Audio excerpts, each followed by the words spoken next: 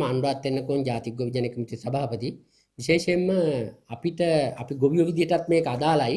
මොකද රටේ ගොවිතැන විතරක් නෙමෙයි ගොවිතැනට බලපාන ගොවියන්ට බලන අපි මේ රටේ පුරවැසියෝ විදියට මේ නීතියේ ආධිපත්‍ය කවුරුන්නෝ බලහත්කාරකමක් මත ඒ ආදර්ශමත් පූර්ව ආදර්ශයන් සැපිය යුතු පුජ්‍යලයන්ම ඒක කඩ කරනවා නම් අපිට බරපතල ප්‍රශ්නයක් තියෙනවා. මොකද උසාවි වලට වැඩිපුරම මේ යන්නේ මේ රටේ ගොවි ජනතාව ඇතුළු ගොඩක් තමයි විවිධ හේතු මත නිසා උසාවි වලට යන්නේ. එතකොට අපි දැක්ක පහුගිය දවස්වල ගල්කිස්ස උසාවි භූමියේදී යම් පොලිසිය සහ නීතිඥ තුමෙක් එක්ක බහින් බස්සීමක් ඇති වුණා. යම් අපි සිද්ධිය පිළිබඳව අපි දන්නේ නැහැ. හැබැයි සමාජ මාධ්‍ය වලින් වෙන්නේ අන්ත කුණුහරුපෙන් නීතිඥයා හැසිරෙනවා. ඒ කියන නීතිඥයා තමන්ගේ නීතිය අතට අරගෙන කටයුතු කරනවා.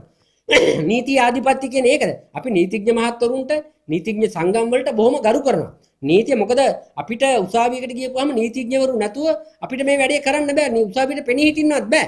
ඒ නිසා අපි කියන්නේ අර විදිහට තමන්ගේ නීතිය අතට අරගෙන පුජ්‍යලිකේ වුණාමත අසූභවාදී ඉතාමත්ම අමනෝජ්‍ය විදිහට ඔහු නීතිඥයෙක් විදිහට නෙමෙයි කටයුතු කරන්නේ. කුණුහරුප වැනලා මේ උසාවි භූමියේදී ඒ පට්ට කුණුහරුපෙන් බයිනවා. එතකොට මේ නීතිඥයාවරයාගේ හැසිරීම පිළිබඳ ප්‍රශ්නයක් තියෙනවා. නීතිඥයෙක් ලෙස ශ්‍රේෂ්ඨාධිකරණයේ තියෙනවා නීතිඥයෙක්ගේ නීතිඥ විදිහට හැසිරිය යුතු. ඔහු නීතිය දැනගෙන නොදැන නෙමෙයි කතා කරන්නේ. එච්චර ආවේගයෙන් කුණුහරුපෙන් ෆෝන් එකේ ලයිව් එක තියෙනවා දැන් දාපුවාම මේ ඒ නිසා මේ නීතිඥවරුයි සයි පොලිසියයි කියන්නේ ගහට පොත්ත වගේ. ඒ නිසා තමන්ගේ තියෙන ආයතනයේ තමන්ටම බැඳිච්ච ආයතනයේ නිලධාරියෙකුට පැහැදිලිවම ඔහු කියනවා උඹේ කෝට් එක ගලවලා තමයි මං අරින් ඉන්ටඩික් කරනවා මූ කොහෙද ගංකබරේද කියලා. අපි ඔය නීතිඥාන නීතිඥයව කියන පුජ්‍යලයක් ගංකබරේක්නේ කැකිරාව පැත්තේ. එතකොට තමන්ගේ NGO වලින් බඩ වඩා ගත්ත නඩු නැති එහෙම හැම නීතිඥ මේ රටට ආදරය කරන බොහෝ නීතිඥයෝ ඉන්නවා. ඔවුන්ට අපි ගරු කරනවා. හැබැයි මේ එක පුජ්‍යලයක් නිසා නීතිඥ වෘත්තියේ ගරුත්වය රැක ගන්න ඕනේ.